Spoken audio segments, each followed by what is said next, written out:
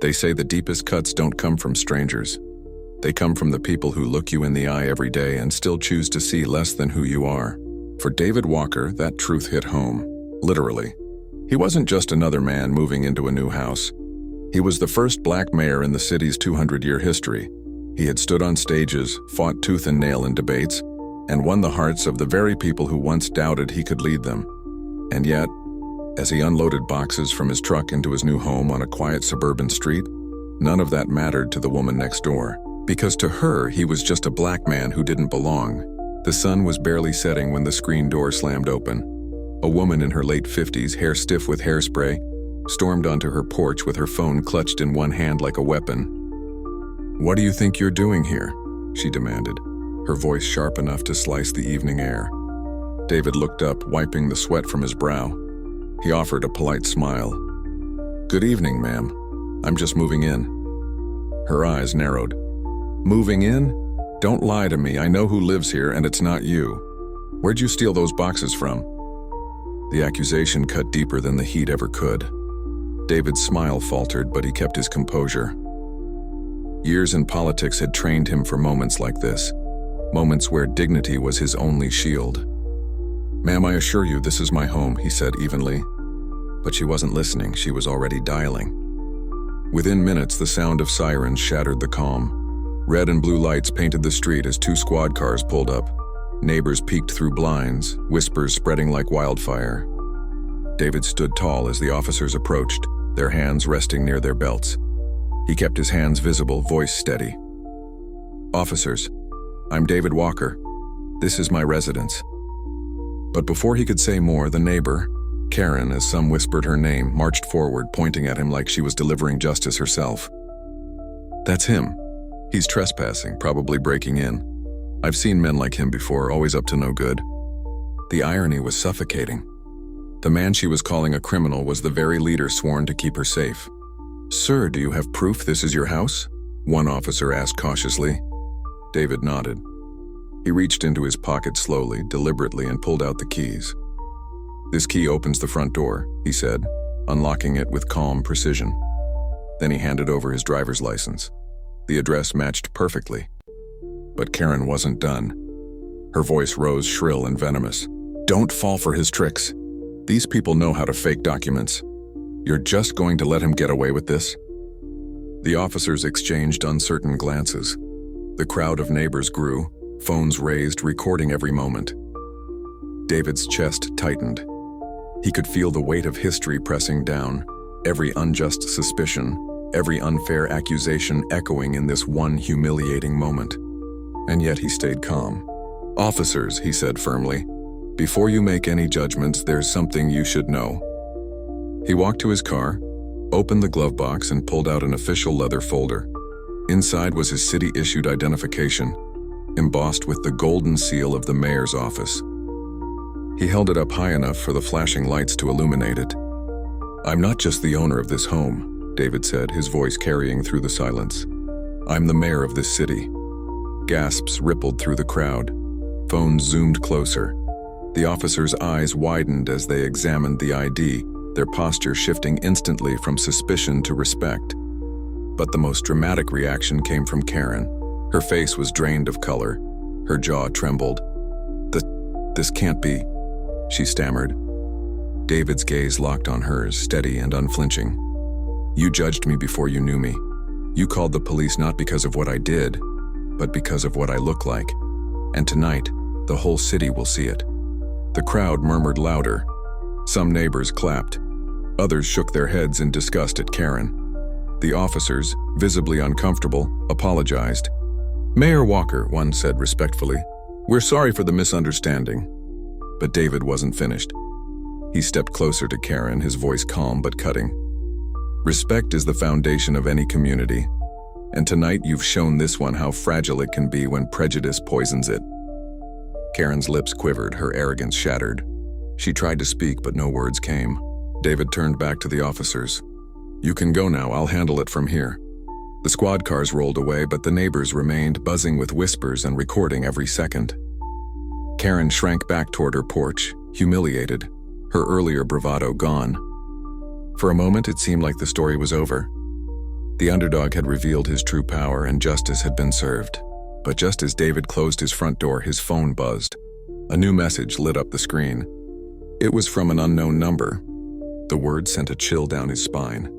"Mayor Walker, tonight was just the beginning. You've made enemies and they're closer than you think." David's hand tightened around the phone.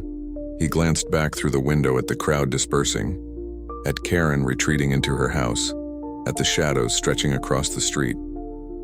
This wasn't just about one racist neighbor anymore. This was war. David may have silenced Karen, but someone in the shadows is plotting against him, threatening not just his home but his life, his office, and everything he stands for. If you're really enjoying this story, make sure you like, subscribe, and hit the notification button so you never miss my latest uploads. Now let's dive back into this powerful story.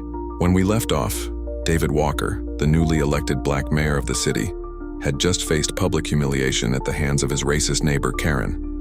She called the police on him, convinced he didn't belong in his own home. But when David revealed his true identity as the mayor, the entire neighborhood gasped in shock, and Karen's arrogance crumbled before everyone's eyes. But just when David thought the nightmare was over, his phone buzzed with a chilling message. "Mayor Walker, tonight was just the beginning. You've made enemies, and they're closer than you think." At first, David brushed it off as an empty threat.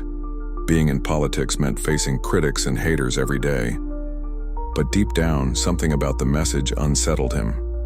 It wasn't just random. It was personal. The following morning, David prepared to leave for City Hall. But as he opened his door, he noticed something unusual.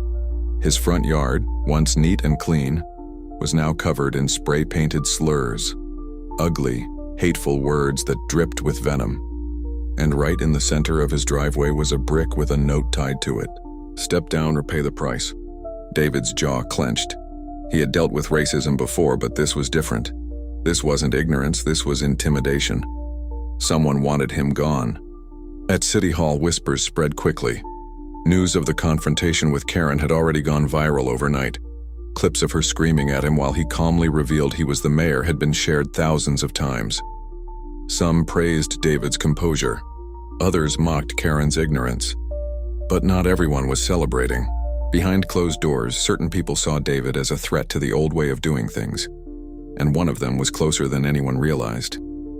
Later that week, during a heated council meeting, David noticed something strange. A few of his colleagues avoided his eyes. Others smirked under their breath whenever he spoke. It felt orchestrated, like a performance. And then, it hit him. Someone on the inside was working against him. That night, another message arrived on his phone. "You should have stayed quiet, now we'll make sure you regret it." The threats escalated. Anonymous calls, suspicious cars parked outside his home at night. And one evening, as David drove home, his brakes failed. His car skidded violently, nearly crashing into a lamppost. By some miracle, he survived. But he knew this was no accident. Someone wanted him dead. Fueled by both fear and determination, David decided to act. He contacted his most trusted allies in law enforcement. Together, they launched a quiet investigation into the threats. For weeks, nothing surfaced. The trail was cold. Until one night, a breakthrough came. Surveillance cameras outside City Hall captured a shadowy figure slipping into the parking garage, placing the brick on David's car. The footage was grainy, but when investigators enhanced it, the face became clear. It wasn't a stranger. It wasn't some faceless enemy. It was Councilman Richard Hale, the very man who had pretended to shake David's hand at his swearing-in ceremony. The same man who had smiled for the cameras while secretly plotting behind his back. The irony was chilling. Hale had built his career preaching about law and order, yet here he was conspiring like a criminal to take down the very mayor he served under. Armed with evidence, David called an emergency council session. Cameras from every major news outlet filled the room. The city waited in suspense. David stood tall at the podium, his voice steady but burning with conviction. "For weeks I've endured threats meant to silence me. I was told I didn't belong, that I should step down, that my life wasn't worth protecting. But today, I'm here to tell you, the truth always comes to light. Gasps filled the chamber as the video of Hale planting the brick and spray painting slurs played on the big screen. Hale's face drained of color as reporters swarmed him with questions. His arrogance crumbled the same way Karen's had. The officers who once approached David with suspicion now approached Hale with handcuffs. The irony wasn't lost on anyone. The man who called himself a defender of justice was led out in shame, while David, the man underestimated because of his skin color, stood as the true leader of the city. Karen watched it all unfold from her porch, the news replaying on every channel. She saw David not just as her neighbor, but as the man who had risen above hate to reveal corruption at the highest level. For once, she had no words. As the cameras flashed, David closed the meeting with a powerful statement. Prejudice blinds us. It makes us see enemies where there are neighbors, criminals where there are leaders. But justice has a way of exposing the truth. And tonight, justice has been served. The crowd erupted in applause. Neighbors who once whispered in doubt now cheered. The very city that had once underestimated him now looked at David with respect that could never again be taken away. And yet, as David stepped off the podium, his phone buzzed once more. This time the message was shorter. We're not done. Life lesson. Sometimes the greatest battles we fight are not against strangers, but against the prejudice in our own communities. And while hate may rise, truth and justice will always rise higher. What would you have done if you were in David's shoes? Would you have stayed calm like he did or confronted Karen immediately? Comment your answer down below, and don't forget to subscribe for more powerful stories like this.